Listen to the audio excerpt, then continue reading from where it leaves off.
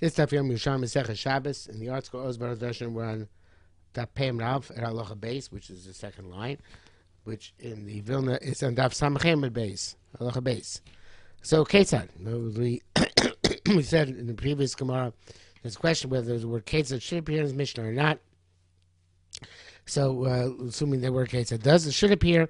So, this is going on Rabbi Akiva Shita that you have. Go from Rishus Yochid to Rishus Yochid, Rishus Ram Emtzer Yechayev. Ketzad Shtei Gzuz So Zuk Neged. You have two balconies, one on a side but the other. Rishus Rabim. So two sides Rishus Rabim.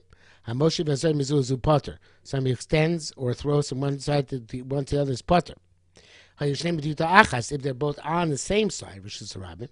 Hamoshi Chayev. If you extend from one to the other, you're Chayev, because that's what they did in the midbar. Sorry, Potter. Somebody towards the Potter. Shekain Shkoisa Avodas Avim. That was Avodas Avim. If goes Zilach Hazur B'Shus Rabim, you have two wagons, one after another in Rishus Rabim. So the Moshe is a crushim Zulazu. They would extend the crush from one to the other, Avalozorkin, but not toss it. So this is going like Rabbanon. Only if you're Moshe, you extend from the other.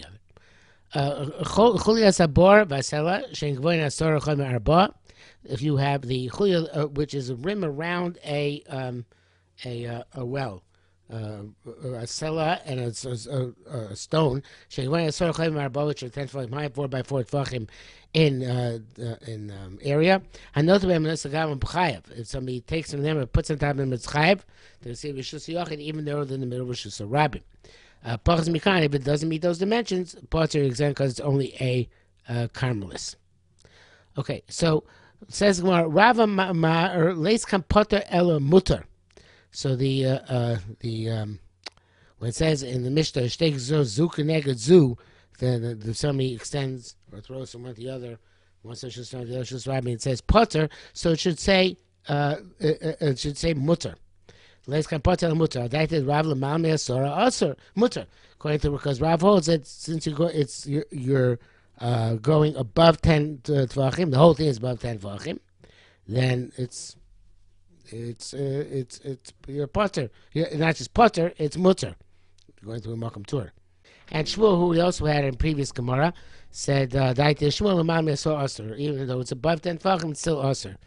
According to the whole discussion here of we had learned previously whether we're Gora's case and not Gora's case. I don't think we have to get into that right now.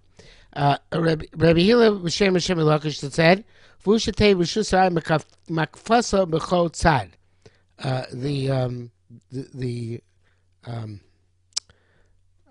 That's Rishus Rabbi on all sides. So the Gzuz Tros are not necessarily going to be chayav because it seems to be attached to the building. How does he know this? So the Tuvi Yerushalayim puts in the words from the next line over here. He says the words mean Eilein Agolos. Over here, the Agolos, it was just Rabim, and they were surrounded by it was just Rabim on all sides. So therefore, if you're going with a Moshe is chayav from the Agolos, so it has to be that they're Mukaf Rishus Rabim on all sides. The Tuvi Yerushalayim does not really know what to do with the next words here by Agolos. He says it's Ashir Delishna. It's from elsewhere, but this put down here, Derech Agav. But the Shaitar so changes those words and adds them over here as well. He says there should be Vagolos Labrishus Rabim Kafton Mikol Ruach. If you don't like that radical change, you could just go with the two Yerushalayim and say the words are lav dafka. All of them fresh difficulty with these words, but Shaitar so does make sense. He says again, so the rayas mean in agolos, vagolos lavrishus rabim akaftem kol ruach, when they surrounded from rishus rabim every side. So that's all part of the raya for Rabbi Yerushalmi Shabbos. Rabbi Yaakov Barachas says Shem Rabbi Yechon not feeling ruach achas. You see for a Mishnah, it's even ruach achas, right? They're Gzuz Tros, right? Which at least on one side are completely attached to Rishus Yochid.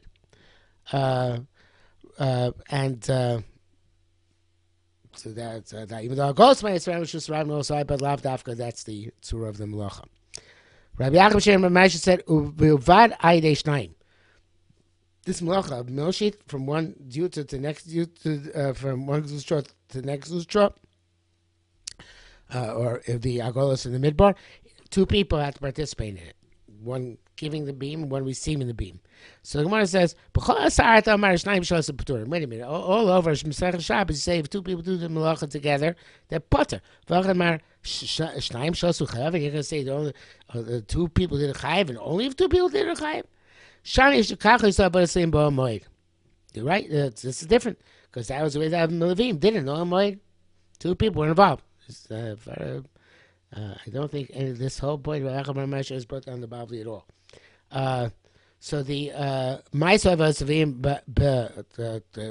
Moed. In fact, how the Levim work in this transporting the Moed. Beis Hagolos, he had two wagons. Zuach Azu B'Shus Rabim, one behind the other, just Rabim. Moshit and Sakrachim Yizul Lazu. They would extend the question from one to the other. Avalo Zarkim, but didn't toss it. So you needed two people, one person to give it, one person to receive it, because they wouldn't toss it. Tarabak, why would they not toss them? I would say because they're no too heavy. But again, the Gadato, it says in the Bavli, I think only says Levim were 10 amos so tall. Maybe they're very strong. They could have tossed it. But in any event, so the Tarabak Shlo the Kachim Bizarre. Not to be Mavaz or Kachim. In other words, you don't toss the beams of the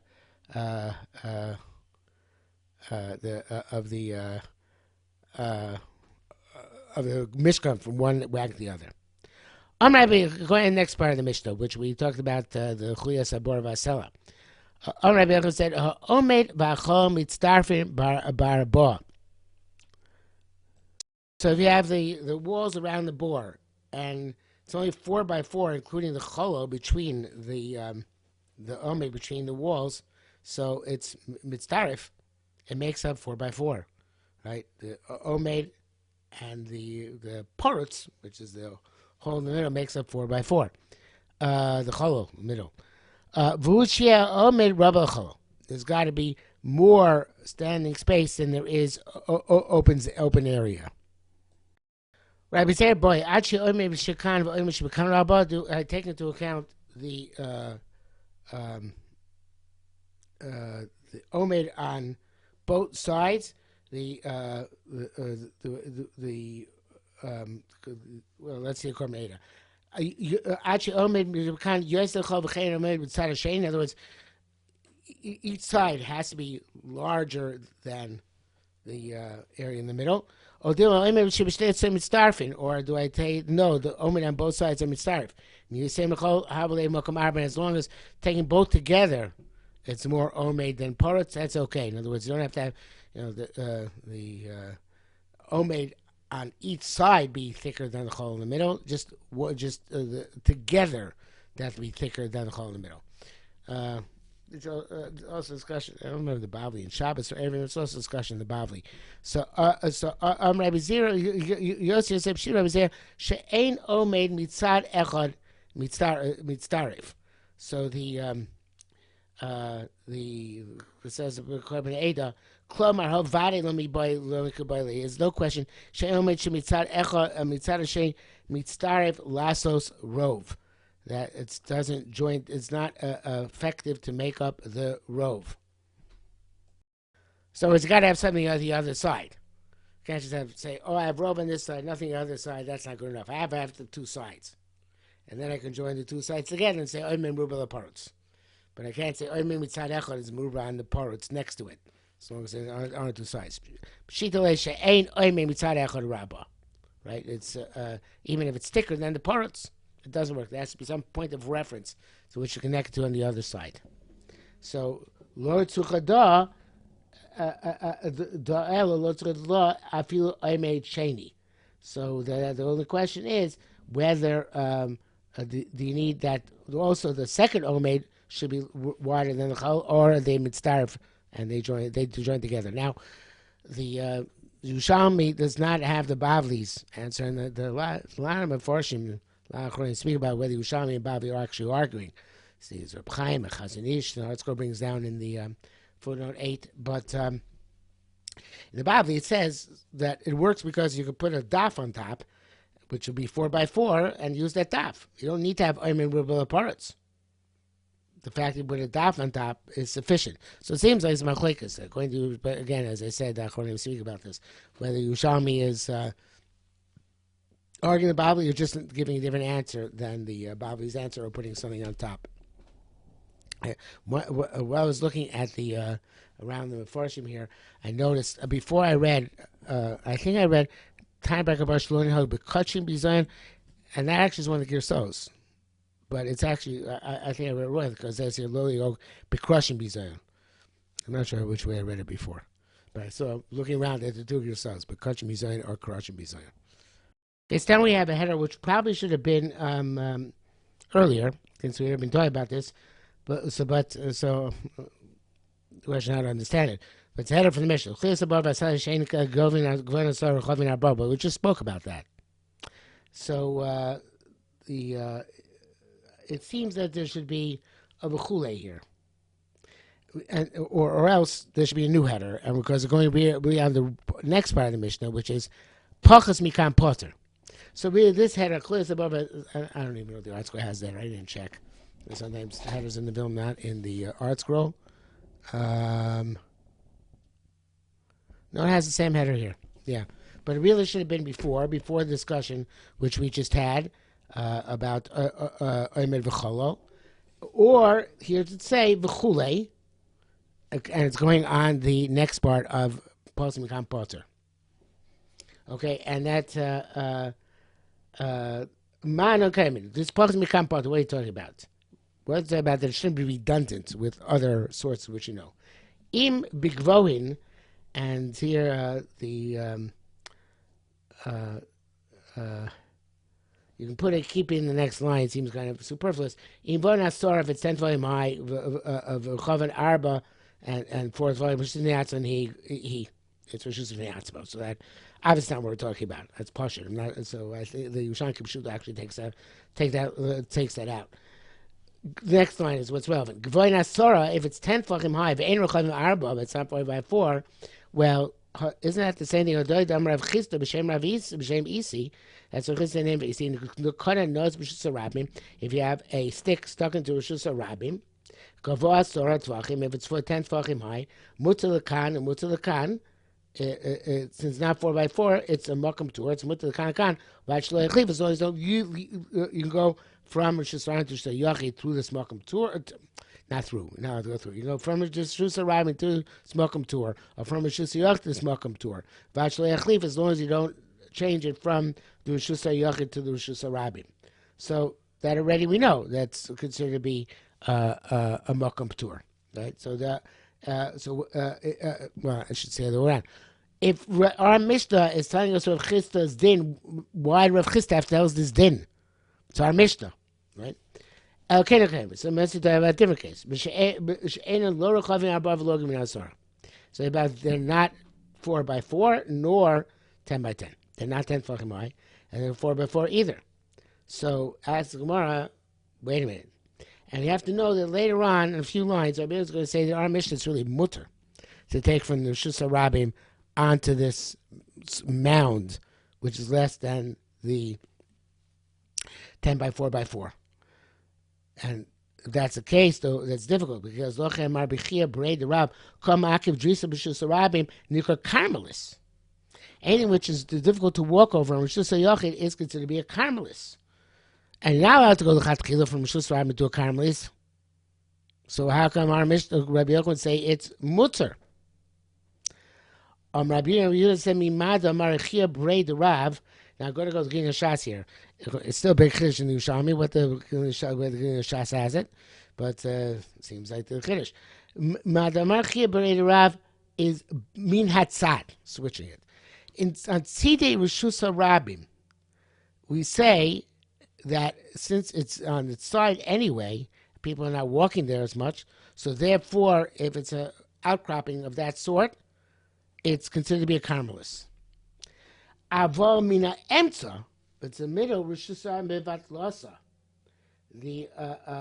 It's in the. If it's in the middle, it is the Rishus Harabim. It is mevatalit, right? The Gilui Shas has it slightly differently. He doesn't say because in Sirius Yisrael people are not going to walk there. He says Motza Minas Mino. So in Sirius Yisrael, it says Haimi Atzad came into Sirius Yisrael having Carmelis in of itself. So this is also a Carmelis. Not because it's, people are not going to walk there as much, but no, Sirius Yisrael Carmelis also becomes a Carmelis. But if it's the middle, Rosh Hashanah and Mevat Losa. I'm not sure if to learn exactly that way. It could be you learn that Sirius Yisrael, so people are not going to walk there, so therefore it becomes a Carmelis. Even if the whole Sirius Yisrael is a Rosh Hashanah, but that place where there's it's fewer people walking there, and that outcropping would be considered to be a Carmelis because people are not going to walk it. But in the middle, Rosh Hashanah is Mevat Losa, so therefore it is Rosh Hashanah Mamish, right? Because people just go step right on it. So therefore, even though it's an outcropping, nevertheless, it's considered Rosh Hashanah, right? The Avobim Shusayim Batlosa Ad Yerochav Arba Knei Karmelis, unless it's Mamish 4 by 4 Tvachim, which would make it a Karmelis Mamish. So if it's less than 4 by 4 Tvachim, it's not considered to be Karmelis in the middle. So and therefore, Rabbi Yochanan said, Leis kan Potter Ella Mutter.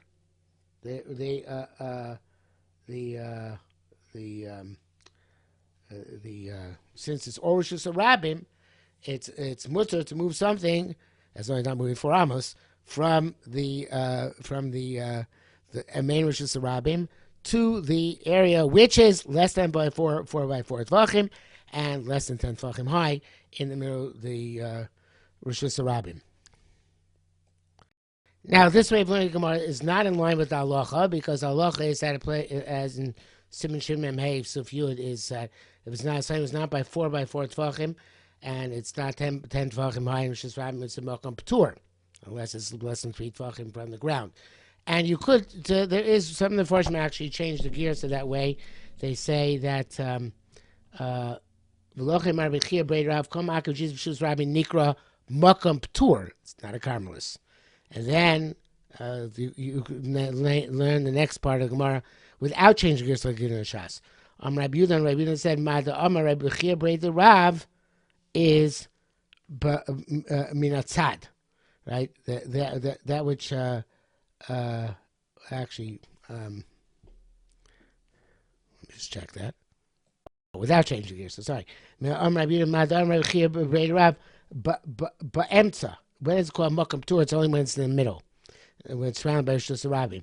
Avol minatzad, but on the side, Rosh Hashanah Batlosa, but not Rosh Hashanah Batlosa. So the Carmelis is about that. This is going with the opinion that Rosh Hashanah is a Carmelis, and then Motza Minas Mino, because that's actually the halacha brought down that there is no Makam Tur in a Carmelis. So then.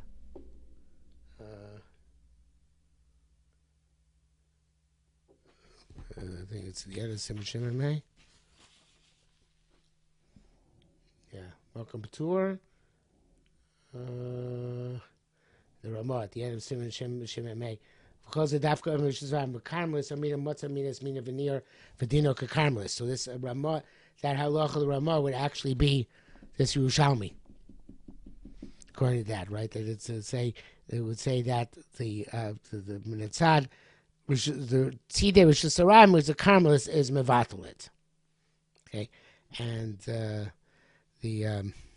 Rabbi Yochanan Leiskan Potter Ela Mutter would mean that you're allowed to put something l'chatchila from Rosh Hashanah on a Malkam Tur, take from Malkam Tur to Rosh Hashanah, and not that you could take from one thing Rosh Hashanah to another thing Rosh Hashanah, because they're both Rosh Hashanah, but rather from a Malkam Tur to Rosh Hashanah to Malkam Tur. Okay, that's the other way of learning the sugya. Okay, that brings us, I think, to the top of Alpha Ralph. It's interesting, in the art scroll, there's a 2 dots in Shem about loss and Rabbi Yochanan let's come Potter Lamutar, but I think that this serves twice. In other words, yes, let's come Potter Lamutar. It's the end of this sugya. It's also leading on to the next part where we discuss other places of Rabbi Yochanan say that. Talmud Ninan, etc. But that already is for tomorrow.